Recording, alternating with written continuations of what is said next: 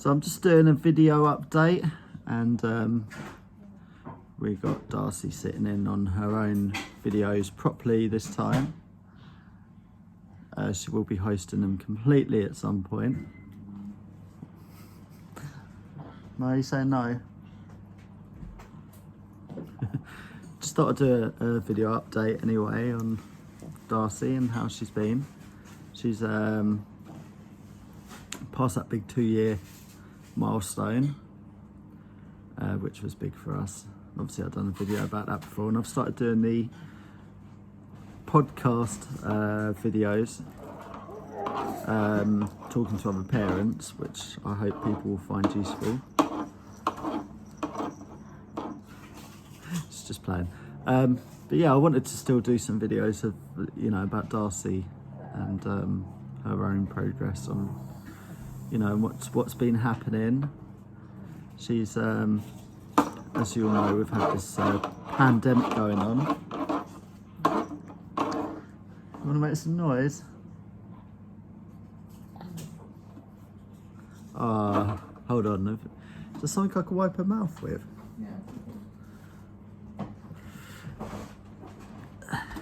Trisomy 13 life. Come here. Thanks. There you go. Better? So yeah, she's we've had the pandemic obviously been going on, and at the beginning of it, Darcy stopped doing her breath hold spells, which seemed really weird. We're hoping she's just growing out of them. It's just been strange. She just all of a sudden stopped, and it was really great timing because we haven't had to do any sort of hospital visits or anything. So we've just sort of locked down. We're still locked down basically. We're still staying away from people and keeping us safe. Do you want this? Do you want this? Do you want this one? Okay. There you go. She gets there in the end. She responds really slowly.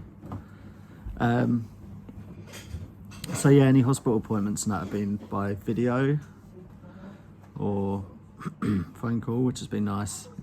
It's kept us out of hospitals, and we're not obviously comfortable. She's high risk, and there's a lot of people not taking it seriously as well. So it's still quite a worry out there. But yeah, she was having a lot of breath hold spells, which is quite horrible. A very traumatic thing to see. For us as parents, and I think for her siblings as well, it's a very, it kind of became our norm, which is very abnormal.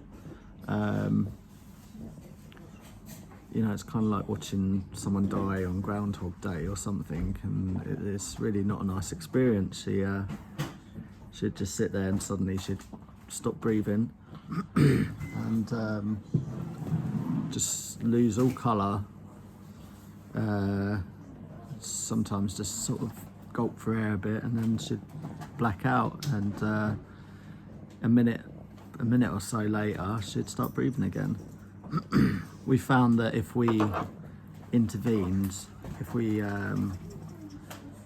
tried helping her, like blowing in her mouth or giving her some of the what's it called, bagging, it would actually prolong them, and she wouldn't sort of start breathing herself as quickly again. So it's always good to bear in mind, like keeping an eye on the time to know whether to intervene or not, but not to intervene too quickly. And we always had to keep suction nearby because she'd do it, and sometimes it'd just pour up, like reflux would pour out of her face. Like she wouldn't cough or gag or anything, just like a tap had been turned on. and that'd be a big concern of ours, because obviously when she came back round, she'd take a breath, and we were worried she'd aspirate and, you know, end up with chest infections and things, which she's so far managed to avoid. So yeah, that's sort of like our biggest news, because it's something that we struggled with for a long time. It's really not a nice experience. It's to do with the vagus nerve.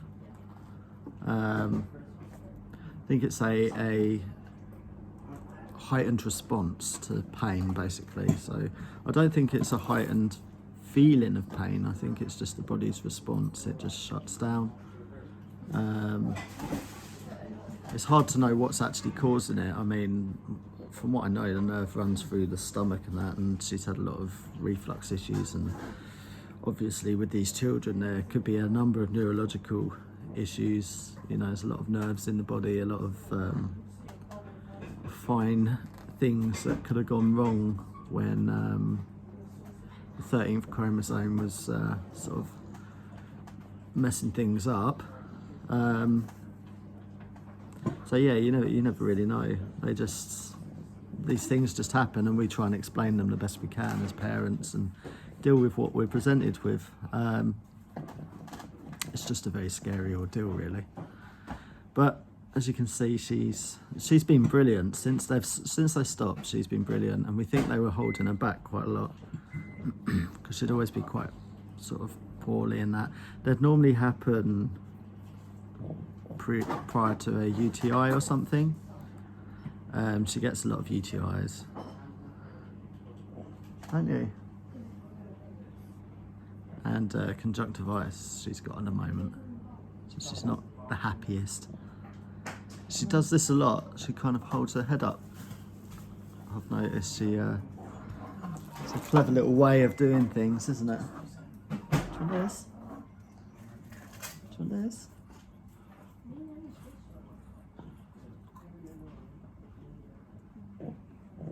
Gonna get this one. Come on, you can get it. You can get it.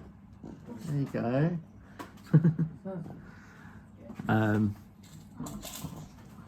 Yeah, as you can see, she's doing really well and really responsive, and looks well.